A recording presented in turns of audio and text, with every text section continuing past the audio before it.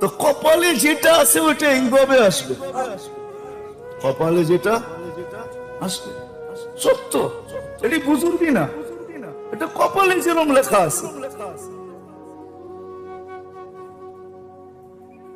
আর আগের দিন গত বুধবারে যেতেছিলাম ফরিদাবাদের মোহতামিম সাহেবের, আব্দুল কুদ্দুস সাহেবের বাড়ির মাদ্রাসায়। হুজুর নিচে দাওয়াত দিছে, আসর নামাজ মিয়ামিতে পড়বো। হোটেলে ঢুকছি, সাথীরা বলে চা খাইলে হয় না, চা ভালো, পরোটা ভালো, খাইতে পড়ছি। ওটা যখন যেতেছি ভাই বিল একজনে দিয়া চলে গেছে।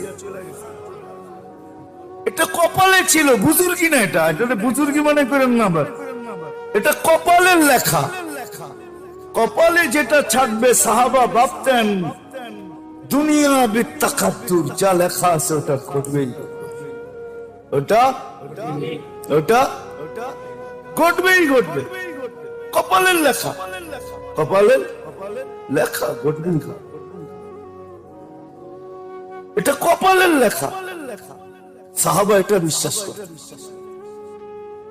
এই জন্য মেরে দোস্ত আসেন, রমজান কিন্তু চলে আসলো, শাবান শুরু হয়ে গেল, ঠিক না? 7 তারিখে শবে বরাত হবে, ঠিক না? তার 15 দিন পরেই কি হবে?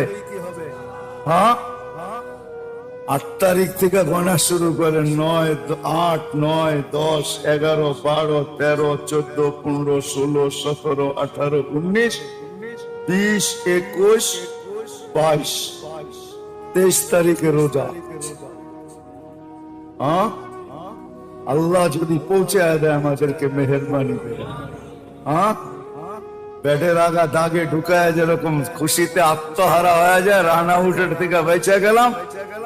হ্যাঁ, মুমিনের জন্য সত্য, রমজানের চাঁদ দেখা পাও ঢুকায় এরকম খুশি হওয়া যায়। যে ঢুকা গেছি বললিক না, রমাদান হয়ে গেছে। এখন মরা গেল আফসোস নাই, মরা গেল, এখন মরা গেল আফসোস নাই, কেন এখন মরলে জিতার মালা পড়ি মরি, জিতার মালা। যেরকম ব্যাটের আগা দাগে ঢুকায় চিতা, জিতের জন্য জিতা গেছে এই খুশি করে। তো রমজানে যদি আল্লাহ মেহেরবানি করে আমাদেরকে ঢুকায় দেন, তো আমরা খুশিতে জিতার মালা, খুশি খুশিতে আত্মহারা হতে পারবো। আসেন,